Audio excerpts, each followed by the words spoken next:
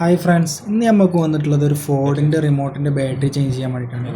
അപ്പോൾ ബാറ്ററി തീർന്നു പോയി എന്ന് പറഞ്ഞിട്ട് കസ്റ്റമർ വന്നതാണ്. അപ്പോൾ നമ്മൾ എന്ത് ചെയ്യുക, അത് ഓപ്പൺ ആക്കാൻ വേണ്ട സംഭവങ്ങളാണ്. ഒരു ഓപ്പണർ വരും, സെപ്പറേറ്റ് വാങ്ങാൻ കിട്ടും. അത് വാങ്ങുക, അല്ലെങ്കിൽ സ്ക്രൂ ഡ്രൈവറായിട്ട് ഓപ്പൺ ആക്കുക.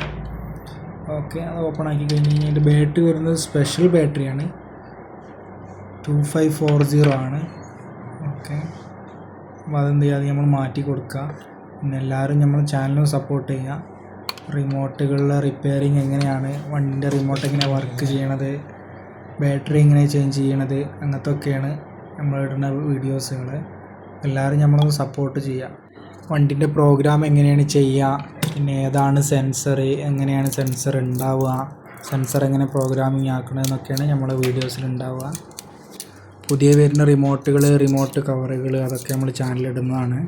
എന്ത് ചെയ്യുക, കറക്റ്റ് അതുപോലെ ഇട്ട് കൊടുക്കുക. പിന്നെ നമ്മൾ ചെക്ക് ചെയ്ത് നോക്കണം, മെഷീനിൽ ചെക്ക് ചെയ്ത് നോക്കുക. ചിലത് ലൈറ്റ് കത്തൂല, വർക്കാവും.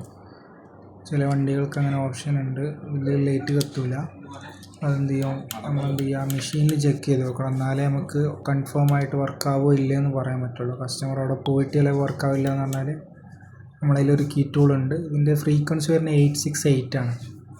അപ്പോൾ അതിൽ നമ്മൾ കറക്റ്റ് ചെക്ക് ചെയ്ത് നോക്കുക, കറക്റ്റ് വർക്കിംഗ് ആണ്. ഓക്കെ, എല്ലാവരും നമ്മളെ ചാനലും സപ്പോർട്ട് ചെയ്യുക. ചാനലൊക്കെ ഒന്ന് സബ്സ്ക്രൈബ് ചെയ്യുക. ഓക്കെ, കമൻ്റ് അടിക്കുക, എന്നാലൊക്കെ ഒരു ഇതുണ്ടാവുള്ളൂ, അറിയില്ലേ. എല്ലാവരും നമ്മളെ സപ്പോർട്ട് ചെയ്യുക. ഓക്കെ, ഇതാണ് ഫോർഡിൻ്റെ റിമോട്ട്.